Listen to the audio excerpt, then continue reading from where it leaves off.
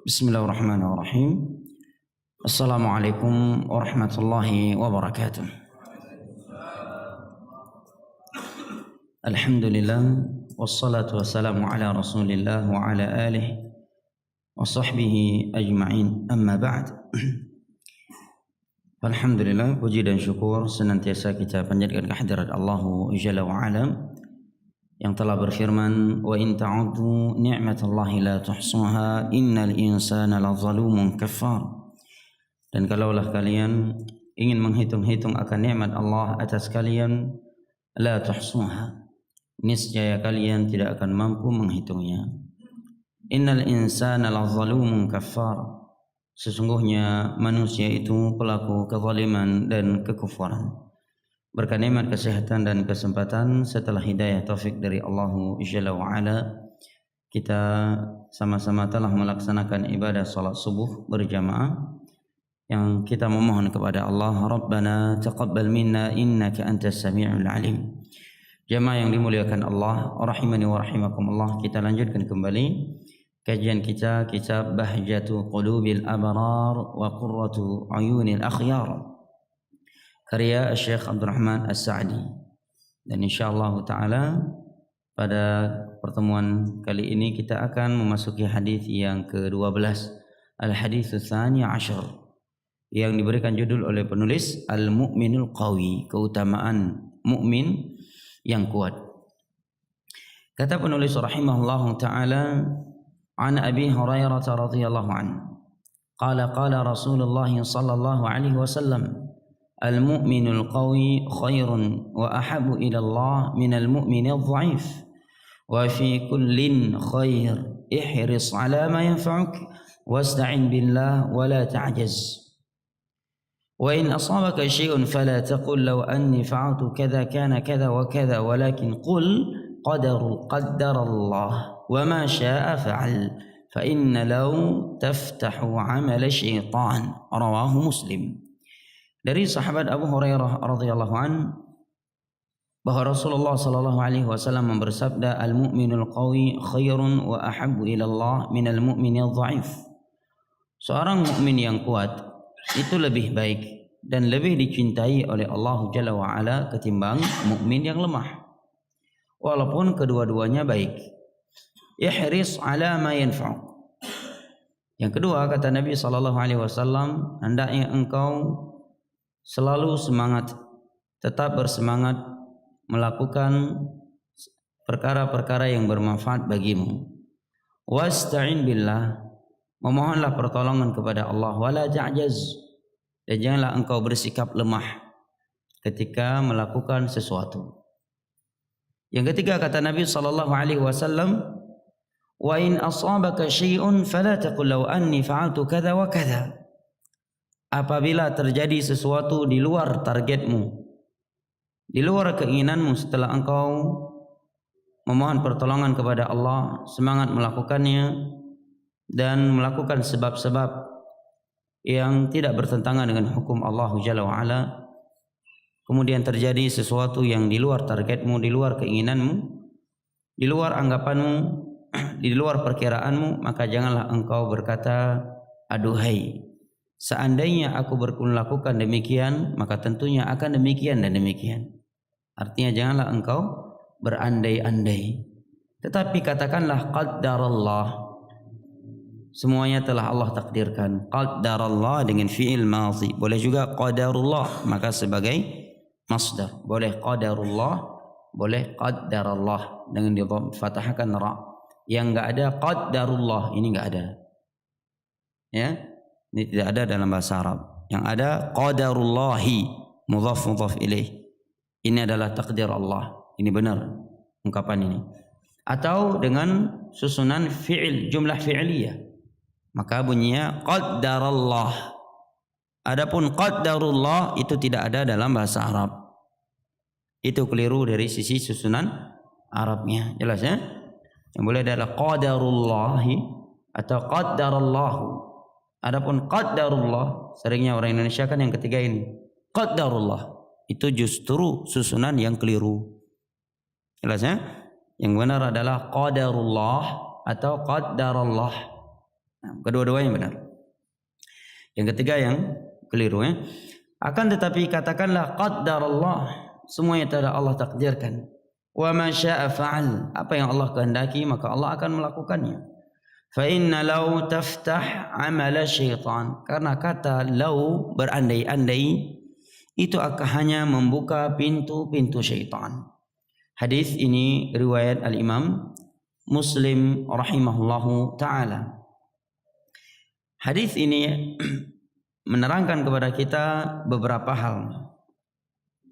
Di antaranya kata Syekh Abdurrahman As-Sa'di dalam kitabnya beliau ini, kata beliau, wa qad jama'a an-nabiy sallallahu alaihi wasallam fi hadzal hadis bain al-iman bil qada'i wal qadar wal 'amali bil asbab an-nafi'ah wa hadzani al-aslani dalla 'alaihima al-kitab was sunnah في مواضع كثيرة ولا يتم الدين إلا بهما بل لا تتم الأمور المقصودة كلها إلا بهما لأن قوله احرص على ما ينفعك أمر بكل سبب ديني ودنيوي بل أمر بالجد والاجتهاد فيه والحرص ليعيه نية وهمة وفعلا وتدبيرا.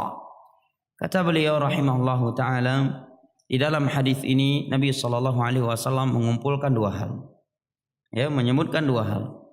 Yang pertama, agar kita selalu mengingat iman kepada takdir dan qada, ketetapannya Allah Jalla wa Ala. Yang kedua, melakukan sebab-sebab yang bermanfaat. Dua hal ini telah ditunjukkan oleh ayat-ayat Al-Quran dan hadis-hadis Nabi SAW. Di antaranya adalah hadis yang di depan kita. Di dalam banyak tempat. Karena kata beliau, perkara agama tidaklah sempurna kecuali dengan dua prinsip ini, dua sifat ini. Selalu menyerahkan diri kepada takdir Allah Jalla wa'ala. Yang kedua, melakukan sebab-sebab yang bermanfaat. Kemudian kata beliau, demikian pula perkara-perkara dunia lainnya yang bermanfaat. Tidak akan sempurna kecuali dengan memiliki dua sifat ini. Iman kepada takdir dan melakukan sebab-sebab yang bermanfaat. Karena sabda Nabi SAW, ista'id ihris ala ma yanfa'uk. Bersemangatlah engkau atas segala sesuatu yang bermanfaat bagimu. Ini mencakup perkara dunia dan perkara akhirat yang bermanfaat. Aplikasinya misalkan seorang ingin meraih syurga Allah. Dia ingin selamat dari neraka Allah Jalla wa'ala yang begitu mengerikan. Dia ingin memperoleh nikmat di alam barzah. Dan dia ingin selamat dari azab azab yang ada di alam barzakh. Maka hendaknya dia memiliki dua sifat ini. Yang pertama, dia beriman kepada takdir. Bahwa Nabi SAW telah memberitakan, "Ma minkum min ahadin illa wa qad kutiba maq'aduhu minal jannati awin nar." Seluruh kalian telah ditulis tempatnya di surga atau neraka. Mendengar demikian, para sahabat pun bertanya, "Ya Rasulullah, afala nattakil 'ala al-qadar? Afala nad'u al-amal wa nattakilu 'ala al-qadar?" Wahai Rasulullah, apabila semua manusia di dunia ini sudah dipastikan tempatnya surga atau neraka, kalau demikian kita enggak usah beramal lagi. Kita bergantung kepada takdir saja. Maka Nabi SAW menjawab, "I'malu fa kullun muyassarun lima khuliqa lah." Tetaplah kalian beramal, beribadah. Karena setiap orang itu akan dimudahkan untuk apa ia ciptakan. Dalam hadis ini Nabi menyatakan apa? Takdir tetap kalian imani. Bahwa segala sesuatu telah Allah tulis di dalam Lauhul Mahfuz semenjak 50.000 tahun sebelum Allah menciptakan langit dan bumi. Apa yang akan terjadi di dunia ini sampai hari kiamat semuanya telah ditentukan oleh Allah. Telah ditakdir oleh Allah. Telah ditulis oleh Allah Jalla wa'ala. Di bawah kehendaknya Allah Jalla wa'ala. Dalam pengetahuannya Allah Jalla wa'ala. Dan merupakan ciptaan Allah Jalla wa'ala secara kauniyah. Akan tetapi, dia tidak pula meninggalkan perintah dan larangan Allah. Apabila orang dalam urusan agama berjalan antara dua hal ini, akan tenang hidupnya. Masalah takdir dia imani. Ya, dia imani, dia membenarkan masalah takdir. Isi syariat Allah dia juga mengamalkannya. Perintah-perintah Allah akan ia kerjakan. Larangan-larangan Allah dan Rasulnya akan ia tinggalkan. Anjuran-anjuran Allah Jalla wa'ala akan ia lakukan semampunya. Ya, maka ini akan melahirkan sifat tawakal seorang hamba kepada Allah, keikhlasan, dan akan menghilangkan sifat ujub dari seseorang ketika dia melihat dirinya beribadah dengan ibadah yang melebihi orang lain. Tatkala dia ingat bahwa surga dan neraka itu telah ditetapkan oleh Allah untuk siapa? Pemilik-pemiliknya yang akan memasuki 50.000 tahun sebelum Allah menciptakan langit dan bumi. Karena sebagian manusia ada yang ingin menabrakkan perkara takdir dengan agama Allah Jalla wa'ala, syariat Allah. Padahal sebaik-baik contoh suri toladan kita di dalam beriman kepada takdir dan mengamalkan agama Allah adalah Rasulullah sallallahu alaihi wasallam dan para sahabatnya. Apakah mereka menabrakkan antara perkara takdir dengan iman dengan syariat? Tidak. Masalah takdir Nabi sallallahu alaihi wasallam menyampaikannya, mengimaninya, dan para sahabat pun mengimaninya. Dan dalam masalah ibadah mereka juga menjalankan perintah-perintah Allah. Mereka tetap melakukan salat berjamaah 5 waktu. Mereka bersedekah, berhaji, berumrah, berpuasa, bersedekah, dan meninggalkan larangan-larangan Allah Jalla wa'ala. Dalam keadaan mereka beriman bahwa seluruh penduduk yang ada di bumi ini yang telah mati, yang sedang hidup dan yang akan hidup, semua mereka telah dipastikan 50.000 tahun sebelum Allah menciptakan langit dan bumi, tempatnya di surga atau neraka. Demikian pula dalam urusan dunia, ketika dia ingin mencari pekerjaan, mencari nafkah, maka dua hal ini hendaknya mesti ada, selalu ada di dalam hatinya. Apabila itu selalu ada di dalam hatinya, akan melahirkan ketawakalan kepada Allah Jalla wa'ala, kemurnian ketergantungan hati kepada Allah Jalla wa'ala, pasrah ya pada takdir Allah Jalla wa'ala, dan akan memberikan semangat untuk melakukan sebab-sebab yang bermanfaat. Diserahkan bahwa semua rezeki itu telah ditakdir oleh Allah Jalla wa'ala. Rezeki dia tidak akan tertukar dengan rezeki tetangganya. Sebagaimana surga dan neraka itu tidak akan tertukar pemiliknya. Sebagaimana jodoh tidak akan tertukar, rezeki pun tidak akan tertukar. Dia tidak akan mengkhawatirkan rezekinya karena ada orang lain yang membuka usaha yang sama di sampingnya. Dia tidak akan pesimis terhadap rezeki yang akan ia peroleh, karena ia tahu bahwa Allah telah berfirman, "Wa ma min dabatin fil ardi illa 'ala Allahi rizqaha." Tidak ada yang melata di permukaan bumi ini melainkan telah dipastikan rezekinya. Wa kam min dabbatin la tahmilu rizqaha Allahu yarzuquha wa iyyakum. Betapa banyak yang melata di muka bumi ini secara kasat mata kalian, prediksi kalian, pandangan kalian, dia tidak akan memiliki rezeki seperti itu. Rupanya Allah berikan untuknya rezeki yang tidak Allah berikan kepada orang yang lebih sehat daripada dia. Dan Allah pula yang akan memberikannya kepada kalian. Diserahkan bahwa rezeki itu tidak akan bertambah dengan kecerdasannya, tidak pula akan berkurang dengan kebodohannya, dan tidak akan meleset dari apa yang telah Allah takdirkan. Tidak akan tertukar dengan rezeki orang lain. Kemudian dia melakukan sebab-sebab yang bermanfaat, tenang hatinya. Ya, dia tidak akan hasad dengan orang lain. Dia tidak akan cemburu, tidak akan melakukan permusuhan, makar terhadap orang lain dalam mencari rezeki. Dia tidak akan mencari rezeki dengan cara-cara yang haram. Ya, dia tidak akan melakukan pekerjaan-pekerjaan yang haram. Dia akan berani meninggalkan pekerjaan-pekerjaan yang haram. Karena dia tahu rezeki itu di sisi Allah Jalla wa'ala. Kemudian dia melakukan sebab-sebab yang bermanfaat. Tenang hati. Ista'in ihris ala ma yanfa'uk wa la ta'jiz. Wasta'in billah. Tetaplah engkau bersemangat melakukan hal-hal yang bermanfaat. Memohonlah pertolongan kepada Allah ketika engkau melakukannya. Jangan dia bersandar kepada kecerdasannya. Jangan dia sombong dengan IQ-nya. Allah Maha Mampu, dalam detik itu Allah cabut IQ-nya bisa. Misalkan seorang dokter yang cerdas dalam menyuntik pasiennya. Kalau Allah berkehendak meleset. Iya. Maka seorang jangan sekali-kali sombong dengan kecerdasan dunianya atau kecerdasan akhiratnya. Yang diajarkan oleh Nabi, ihris ala ma yanfa'uk. Tetaplah engkau bersemangat di dalam melakukan hal yang bermanfaat. Tapi ingat, Kamu itu lemah. Wa khuliqal insanu dha'ifa. Wa ma tasha'una illa an yasha Allahu rabbul alamin.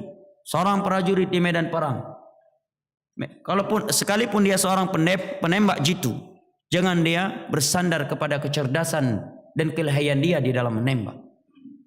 Demikian pula seorang yang kuat ototnya, jangan dia sombong dengan kekuatan fisiknya. Kata Nabi, ista'in billah. Hendaknya engkau menghadap kepada Allah, menyerahkan segala urusanmu kepada Allah, memohonlah pertolongan kepada Allah Jalla wa'ala. Sungguh Namrud Allah matikan dengan seekor lalat yang masuk ke dalam hidungnya. Dia hanya bisa melihat lalat yang masuk ke dalam hidungnya dan tidak mampu menepisnya. Siapa yang bisa memprediksi demikian? Dia raja terkuat di muka bumi saat itu. Raja yang paling kejam, yang paling bengis. Saking bengisnya dia, istri Nabi Ibrahim saja, Sarah, ingin diperkosa oleh dia. Ditangkap Sarah. Nabi Ibrahim ditinggalkan dan dimasukkan ke dalam kamarnya. Kemudian dia ingin memperkosanya. Setiap kali dia ingin menyentuh Sarah, beku tangannya sebanyak 3 kali. Berulang kali sampai dia melepaskan Sarah. Siapa yang memprediksi? Ya, secara prediksi tidak mungkin dia tidak mampu memperkosa Sarah. Sarah sudah masuk ke dalam kamarnya. Tidak ada lain antara kecuali dia dan Sarah alaihissalam. Dia raja, orang yang kuat dari segala sisinya, orang nomor 1 di dunia. Rupanya ketika dia ingin menyentuh Sarah, beku tangannya sebanyak 3 kali, berulang kali. Dan Allah matikan dia dengan seekor lalat yang masuk ke dalam hidungnya. Bukan dengan ditembak oleh seorang sniper. Bukan pula dengan rudal. Bukan pula diberondong dengan AK-47. Tetapi dengan masuknya seekor lalat ke hidungnya, dia hanya bisa melihatnya dan tidak bisa mengusirnya. Setiap harinya dia memukul-mukul kepalanya dan meminta orang lain untuk mengeluarkan lalat tersebut dari kepalanya. Ya. Maka tidak ada yang perlu kita sombongkan. Ya. Dengan harta kita, dengan tahta kita dan kekuatan kita.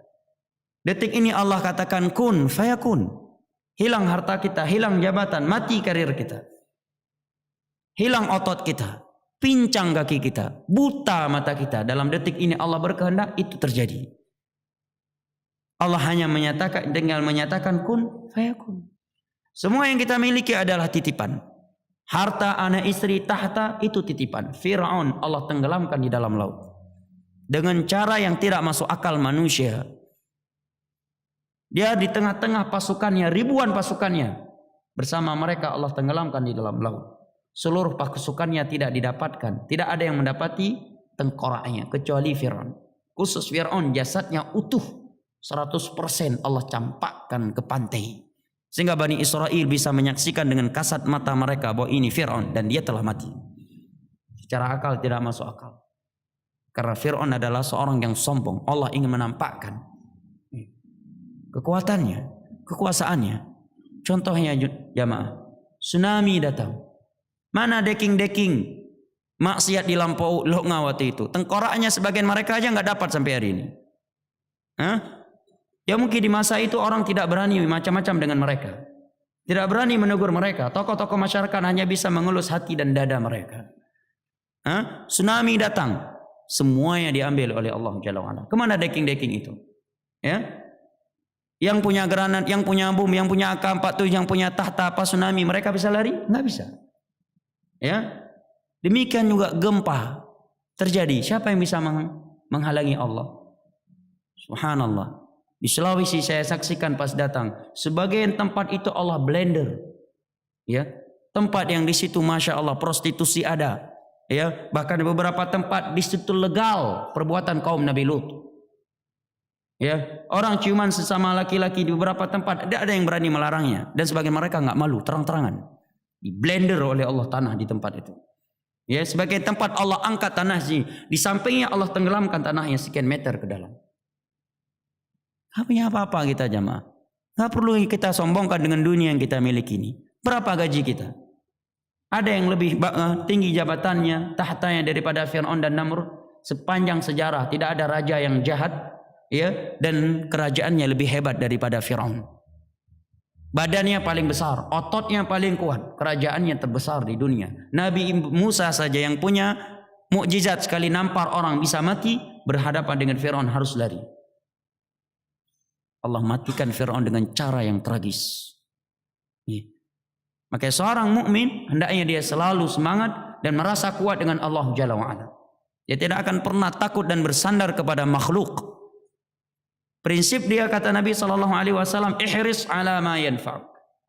Bersemangatlah engkau melakukan segala sesuatu yang bermanfaat. Wa dunia dan akhiratmu. Wasta'in billah. Jangan lupa, serahkan dirimu kepada Allah. Ya. Jangan kamu serahkan kepada kecerdasanmu, kepada senjatamu, kepada tahtamu, kepada relasimu. Coba jamaah bayangkan, ketika Nabi Ibrahim ditelanjangi, tidak sehelai benang pun di tubuh beliau. Kemudian beliau dilemparkan ke dalam api. Secara logika jamaah, mungkin selamat? Tidak mungkin. Beliau dilempar dari tempat yang sangat jauh ke api paling besar di dunia di masa itu. Jibril alaihissalam, malaikat datang menawarkan bantuan kepada Ibrahim. Apa kata Nabi Ibrahim? Adapun kepada engkau tidak. Yang diucapkan oleh Nabi Ibrahim hanya satu. Hasbi Allah wa ni'mal wakil.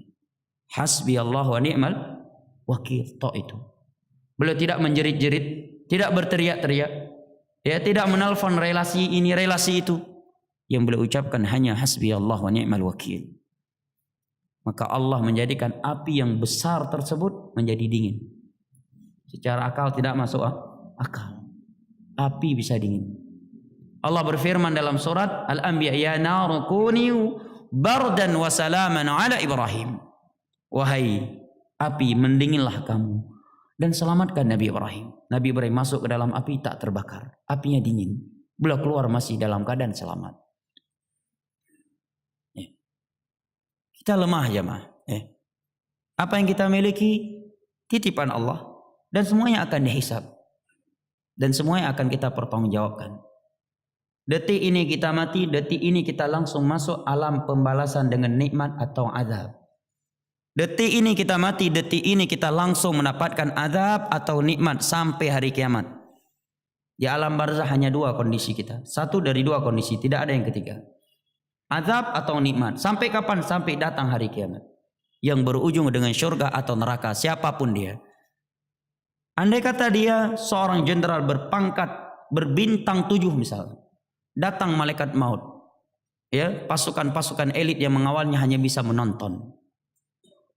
Hanya bisa menonton, tidak bisa buat apa-apa dia. Bayangkan Namrud tadi. Seekor lalat masuk ke dalam hidungnya, dia hanya cuma bisa melihatnya, nggak bisa menepisnya. Yang bisa dia tepis. Masuk lalat ke hidungnya. Dan nggak langsung Allah matikan, Allah siksa dulu dia. Ya, lalat tersebut bergerak-gerak di otaknya. Berjalan-jalan dalam kepalanya. Setiap hari dia memukul-mukul, membanting-banting kepalanya ke tembok. Dan meminta orang lain untuk mengeluarkannya. Kita ini lemah jamaah. Jangan pernah bersikap sombong dengan harta kita, tahta kita, dan kekuatan fisik kita. Hari ini Allah ingin melumpuhkan kita, hari ini kita akan lumpuh. Betapa banyak pelajaran yang Allah berikan, datangnya tsunami, datangnya gempa, meledaknya gunung. Mana mereka orang-orang yang bersikap sombong dengan senjata mereka? Di manakah mereka sekarang? Orang-orang yang bersikap sombong dengan tahta dan harta mereka. Digulung sama tsunami. Tempat-tempat maksiat beserta pelakunya dan beserta dekingnya digulung oleh Allah. Dan sebagian tengkorak mereka sampai hari ini tidak diperoleh dan tidak didapati oleh keluarga mereka. Kalau Allah sudah berkehendak ya. Yang ketiga kata Nabi SAW, wala ta'jaz, jangan bersikap lemah. Karena ada sebagian orang belum melakukan, aduh kayaknya nggak bisa nih, berat kali. Ini tercela dalam Islam. Seorang itu hendaknya bersemangat, bersikap optimis. Saya mampu insya Allah dengan izin Allah. Dia tetap bersemangat, tidak bersikap lemah dan selalu menyerahkan urusannya kepada Allah. Apabila 3 hal ini telah ia lakukan, melakukan sebab yang bermanfaat, ya, kemudian serahkan kepada Allah, tidak bersikap lemah, kemudian terjadi sesuatu di luar sangkaannya, di luar targetnya, di luar perkiraannya, dia serahkan kepada Allah. Qaddarallah. Semua ini takdir dari Allah, tidak berandai-andai. Aci mi hana kutubit beno kahana mempa kagayam na yolangan. Aci mi aku patih beno abangyan kahana ruh berat keno. Ya, ini tidak boleh jemaah. Tabrak qaddarallah. Anak kita ada yang kesurupan qaddarallah. Bukan karena syaitan yang lebih kuat. Apakah syaitan lebih kuat dari Nabi Muhammad SAW? Enggak. Buktinya Nabi juga disihir. Tidak mesti orang yang kesurupan itu karena dia lebih lemah dan syaitan sudah kuat. Terkadang karena Allah ingin menguji keimanan dia.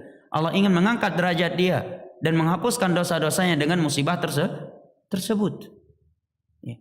Seperti seorang yang mau naik pesawat. Ketika dia tertinggal dari pesawat, dia marah-marah mungkin kepada supir pribadinya, kepada keluarganya. Karena tertinggal pesawat. Begitu mendengar pesawat yang meninggalkannya itu meledak, baru dia bersyukur. Alhamdulillah saya nggak ada di dalamnya. Tadinya dia marah tertinggal pesawat. Begitu mendengar pesawat tersebut meledak, langsung dia bersyukur. Alhamdulillah saya tidak ada di dalamnya. Makanya di dalam Al-Quran Allah berfirman, asa an takrahu syai'an wa huwa khairul lakum wa asa an tuhibbu syai'an wa huwa syarrul lakum wallahu ya'lamu wa antum la ta'lamun.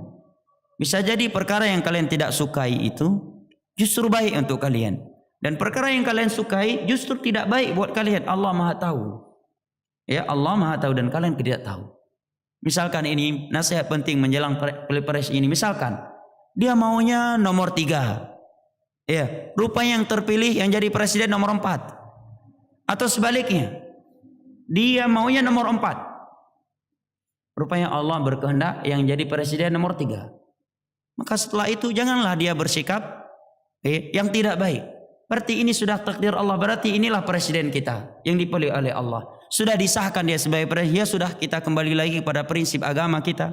Tetap taat, taat, patuh, memuliakan, mendoakan, menasihati dengan cara yang baik kepada pemimpin yang sah. Tidak boleh memberontak kepadanya, tidak boleh mencelanya, tidak boleh menasihatinya secara terang-terangan sebagaimana dalam Al-Quran dan hadis dan ucapan para sahabat Nabi. Selesai. Sekarang dia misalkan andai kata dia ingin memilih, dia memohon kepada Allah untuk ditunjukkan, ya Allah berikan kami presiden yang terbaik buat dunia dan akhirat kami. Dia pun berusaha melakukan dengan sebab-sebab yang bermanfaat, yang tidak bertentangan dengan agama Allah. Rupanya yang terpilih di luar keinginan dia. Maka dia katakan qaddarallahu wa ma syaa fa'al. Tidak perlu dia melakukan keonaran ini, keonaran itu, makar ini dan makar itu. Itu kan pilihan Allah. Berarti kita menentang takdir Allah. Ya, kita tidak menerima ketetapan Allah Jalla wa Ala. Nah, maka kata Nabi SAW, seorang mukmin dia bersikap semangat, tidak bersikap lemah, dia serahkan segala urusannya kepada Allah. Dan apabila terjadi sesuatu di luar keinginan dan di luar targetnya, dia katakan qaddarallah wa ma syaa fa'al. Tenanglah udah jemaah. Bab takdir ini jemaah harus benar-benar kita tanamkan kuat ke dalam hati anak-anak kita. Karena kita nggak tahu apa yang akan terjadi secara tiba-tiba, ya kan? Misalkan anak kita yang lemah imannya, tiba-tiba kita mati jemaah. Kita, istri kita, harta kita diambil oleh Allah. Tinggal anak kita sebatang kara. Kalau dia nggak punya iman kepada takdir, apa nggak gila dia? Akan gila jemaah. Mungkin dia akan bunuh diri, atau dia akan lari ke dunia sabu-sabu. Beberapa orang saya lihat karena sakit dia hisap sabu, hisap ganja, dia udah stres memikir DM-nya, stres mikir DM yang menimpanya. Akhirnya dia hisap ganja, dia hisap sabu. Ketika ditegur oleh istrinya alasannya itu, stres saya memikir DM saya semakin hari semakin parah. Seorang mukmin seperti itu, ucapan seperti itu kan seakan-akan dia bukan mukmin. Seakan-akan Allah tidak ada, ya kan? Seakan-akan Allah bukan Ar-Rahman, bukan Ar-Rahim, bukan Al-Hakim, bukan Alim, bukan Al-Qadir. Seakan-akan Allah Maha Zalim, Allah Maha Buta, Allah Maha berbuat kejelekan seakan-akan. Seorang mukmin dia punya Allah. Seorang mukmin dia yakin terhadap nama-nama Allah Jalla wa Ala dan yang Maha Indah dan sifat-sifatnya yang Maha Tinggi. Dia tetap bersikap semangat, tidak bersikap lemah, dan selalu menyerahkan urusannya kepada Allah. Musibah apapun yang menimpanya dan seberat apapun tantangan yang ada di hadapannya. Setelah dia melakukan itu semuanya, kemudian terjadi sesuatu di luar targetnya, di luar keinginannya, dia katakan qaddarallah wa ma syaa fa'al. Nyaman hidup ini jemaah. Kita tidak suka mengeluh. Kita tidak akan menghinakan diri-diri kita kepada manusia dengan mengemis kepada mereka. Hidup kita nyaman, tenang. Anak kita meninggal, Qaddarallah wa ma syaa fa'al. Inna lillahi wa inna ilaihi raji'un. Kita milik Allah semuanya. Dan semua kita akan kembali. Hari ini istri saya yang kembali. Bisa jadi sebelum istri saya masuk ke kuburan, saya juga akan kembali kepada Allah. Bisa jadi di saat saya memandikan mayat anak saya juga akan kembali kepada Allah. Bisa jadi di saat orang tua saya sedang saya bungkus kafannya, saya juga dikembalikan oleh Allah. Di hari yang sama. Nyaman hidup ini. Ya, nyaman hidup ini. Rezeki saya ya sama Allah, bukan kepada ijazah saya. Berapa banyak orang sekolahnya S ini S itu, rupanya rezekinya melalui pisang goreng. Rezeki dia bukan dari S1-nya, rezeki dia dari sawahnya. Rezeki dia melalui pintu gerobak nasi gorengnya. Kita nggak tahu apa yang akan terjadi besok hari. Mada taksibu ghada, apa yang akan terjadi besok hari. Anak kita yang sudah sekolah, belum selesai sekolah, uang udah ratusan juta habis untuk dia. Rupanya Allah matikan dia sebelum dia mendapatkan pekerjaannya, sebelum dia merasakan gaji dari pekerjaannya itu. Harus siap jamaah. Harus siap semuanya. Apabila kita selalu mengingat, hadir dalam hati kita perkara iman kepada takdir. Kita menyerahkan segala urusan kita kepada Allah. Kita selalu bersikap semangat terhadap perkara-perkara yang bermanfaat buat dunia dan akhirat kita. Dan tidak bersikap lemah. Dan apabila terjadi sesuatu di luar keinginan kita, kita katakan qaddarallah wa ma syaa fa'al. Kita nyaman hidup ini. Dan yang terakhir dari hadis ini kata Syekh Abdurrahman As-Sa'di, seorang mukmin hendaknya selalu bersikap kuat, bersikap semangat, tidak boleh pesimis dalam perkara-perkara yang bermanfaat, baik dalam urusan dunia maupun dalam urusan agama. Maka nasihat saya kepada pribadi saya sendiri dan jamaah semua sekalian, dan khususnya kepada adik-adik kami yang masih muda, yang belum menikah, jangan menghabiskan waktunya untuk hal-hal yang tidak bermanfaat, tidak buat dunia dan tidak pula buat akhirat. Ya, karena semua kita ini sedang berjalan menuju kematian, menuju kuburan, menuju hisab, dan semua kita sedang berjuang untuk masuk surga atau untuk masuk ke dalam neraka, kita sadari ataukah tidak. Manusia di dunia ini dengan status sosial mereka yang beraneka ragam, aktivitas mereka yang bermacam-macam, hakikat yang mereka lakukan hanya dua jamaah, tidak ada yang ketiga. Sedang berjuang untuk masuk surga atau sedang berjuang untuk masuk neraka. Tidak ada perjuangan yang ketiga di dunia ini. Apapun status sosial dia. Karena Nabi menyatakan kullun nasi yaghdu fabayu nafsahu famu'tiqaha aw mubiqaha. Seluruh manusia sedang berjalan menuju kematian, menuju alam barzakh, menuju hari kiamat, menuju hisab. Sedang berjalan, tidak ada yang pengangguran di dunia ini. Tidak ada yang sedang duduk atau berjalan di tempat, dan semua mereka sedang berjuang untuk masuk surga atau untuk masuk ke dalam neraka. Maka ada yang dengan perjuangannya tersebut dia masuk ke dalam surga atau dia masuk ke dalam neraka Allah. Sekarang kita nih status sosial kita berbeda-beda. Ada yang dokter, ada yang polisi, ada yang TNI, ada tukang becak, petani, pengusaha, dan seterusnya. Kita melihat yang ini berjalan ke kantornya ini, yang ini ke kantornya ini, yang ini ke tempat jualan, yang ini ke sawah. Semuanya hendaknya kita pandang. Ini semua sedang berjalan menuju surga atau menuju neraka. Yang sedang ia lakukan adalah perjuangan untuk masuk surga atau perjuangan untuk masuk neraka. Tidak ada yang ketiga. Kita sedang duduk ini juga sedang berjalan menuju kematian. Apa yang kita lakukan saat ini bentuk perjuangan masuk surga kalau kita ikhlas. Tapi kalau kita riya, maka itu bentuk perjuangan untuk masuk neraka. Tidak ada yang ketiga jemaah. Apapun status sosial kita di dunia ini, yang sedang kita lakukan saat ini dan yang akan kita lakukan hanya satu dari dua pekerjaan. Pekerjaan yang akan memasukkan kita ke dalam surga atau pekerjaan yang akan menyeretkan kita ke dalam neraka Allah. Apakah kita sedang tidur, sedang duduk, ataukah kita sedang berjalan? Nah, wallahu a'lam bishawab. Saya kira sampai di sini, lebih dan kurangnya saya mohon maaf. Wabillahi taufiq wal hidayah. Wassallallahu ala nabiyyina Muhammad wa ala alihi wa sahbihi wasallam. Wa akhiru da'wana anil hamdulillahi rabbil alamin. Wassalamu alaikum warahmatullahi wabarakatuh.